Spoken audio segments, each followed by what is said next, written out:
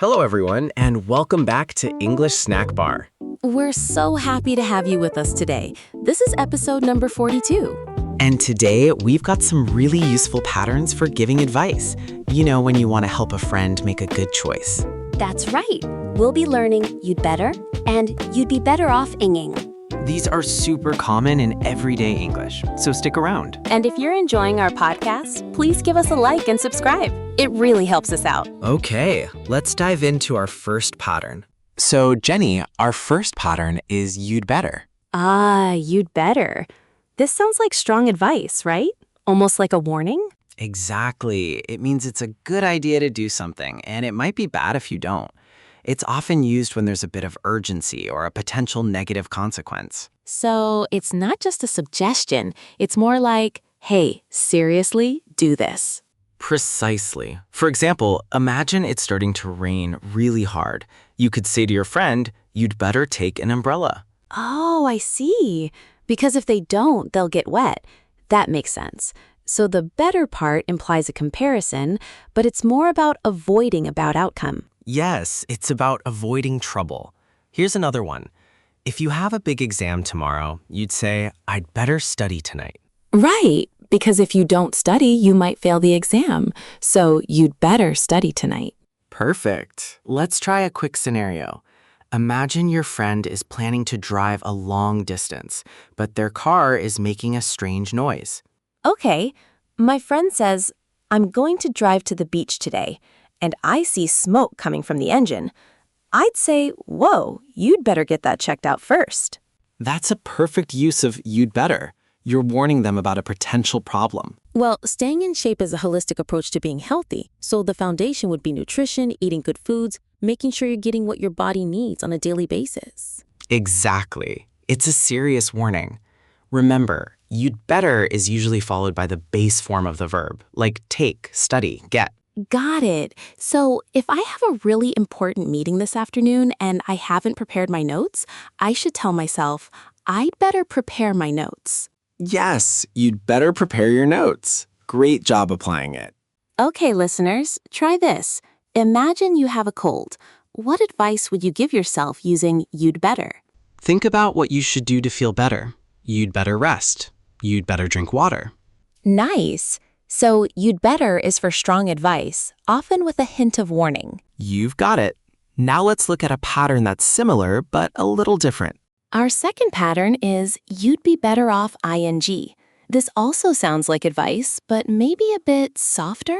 That's a great observation, Jenny.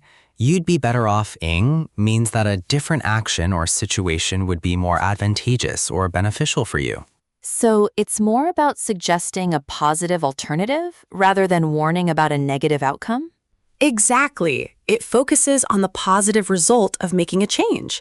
For example, if you're spending too much money on eating out, I might say, you'd be better off cooking at home more often. I understand.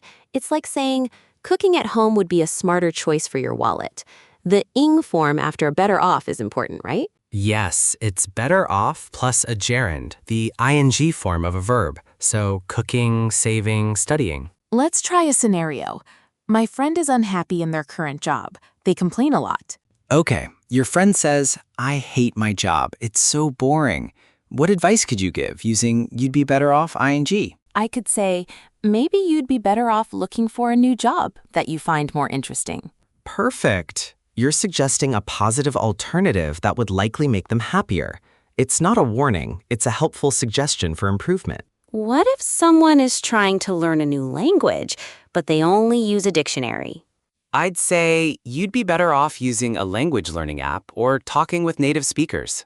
That's a great example. It suggests a more effective way to learn. So you'd be better off, ing, is for suggesting a more beneficial path. Exactly. It's about making a change that leads to a better result. You can also use it with nouns, like you'd be better off with a different plan. Okay, let's practice. Imagine you have a very old, slow computer. What would you say using you'd be better off ing? You'd be better off buying a new one. Or maybe you'd be better off upgrading the memory. Excellent. You're suggesting a more advantageous action. So you'd better for strong advice or warning, and you'd be better off-ing for suggesting a more beneficial alternative. You've really grasped the difference. They are both super useful for giving advice in English. All right, we've covered 2 fantastic patterns today for giving advice. That's right. We learned you'd better, which is for strong advice, often with a warning. And we also learned you'd be better off-ing, which suggests a more beneficial or advantageous option. Remember, you'd better is followed by the base verb, and you'd be better off is followed by the ing form or a noun. These are patterns you'll hear and use all the time. Try to use them this week. We'd love to hear how you use them. Think about a situation where you could give advice to a friend. What would you say? For example, maybe your friend is thinking about buying something expensive. What advice would you give them using one of today's patterns? Let us know in the comments below. We love reading your examples. Thank you so much for joining us for episode 42 of English Snack Bar. Keep practicing, keep learning, and we'll see you in the next episode. Bye for now. Bye.